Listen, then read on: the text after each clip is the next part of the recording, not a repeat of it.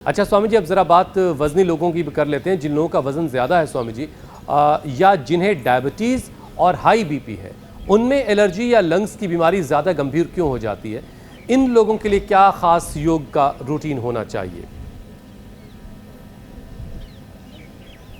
देखो, डायबिटीज़ वालों की भी इम्यूनिटी कमज़ोर होती है। डायबिटीज़ के कारण से खाली पेनक्रियाज ही नहीं कमज़ोर पड़ता, पेनक्रियाज के कमज़ोर पड़ने से इंसुलिन का बैलेंस बिगड़ने से हमारी टोटल इम्यूनिटी कंप्रोमाइज़ हो जाती है। इसलिए डायबिटीज़ वालों का घाव जल्दी नहीं भरता है, इसलिए डायबिटीज़ वाले अंदर से कमज़ोर से हो जाते हैं, शरीर ऐसे जर्जरित हो जाता है जैसे दीमक खाई हुई लकड़ी की तरह हमारा शरीर हो जाता है। दीमक की तरह अंदर से डायबिटीज़ पूरे शरीर को खोखला कर देती है।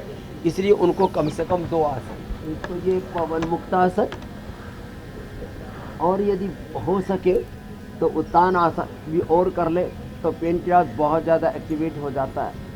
2 आसन लेट करके और 2 आसन कम से कम बैठ के, एक मंडूकासन और एक वक्रासन, क्योंकि योग मुद्रासन में पद्मासन में सब बैठ नहीं पाते हैं, तो कम से कम सुखासन में या वज्रासन में बैठ के या कुर्सी पर बैठ के आगे झुक जाएं और वक्रासन कर लें। खीरा, करेला, टमाटर के जूस के साथ 2-2 गोली मधुनाशिनी मधुग्रिट की ले लें। और खीरा, करेला, टमाटर तो सबको सहज रूप से सुलभ है।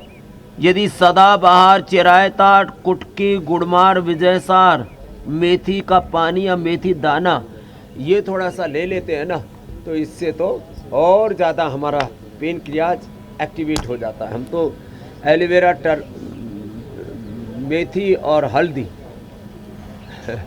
ATM, एलोवेरा, टर्मरिक और मेथी की सब्जी खिला देते हैं। मंडूकासन या योग मुद्रासन जो भी जितना कर पाए उतना करवा देते हैं और वक्रासन, और पेनक्रियाज एक्टिवेट हो जाता है। तो डायबिटीज वालों को भी बार बार सर्दी जुकाम बुखार होता है कमज़ोर इम्यूनिटी के कारण से। फिर सर्दी जुकाम बुखार से और इम्यूनिटी कमज़ोर हो जाती है और फिर अनेकों रोगों के चंगुल में हम फंस जाते हैं। चारों तरफ से बीमारियां घात लगाए बैठी हैं। योग नहीं किया, सावधानी हटी, दुर्घटना घटी।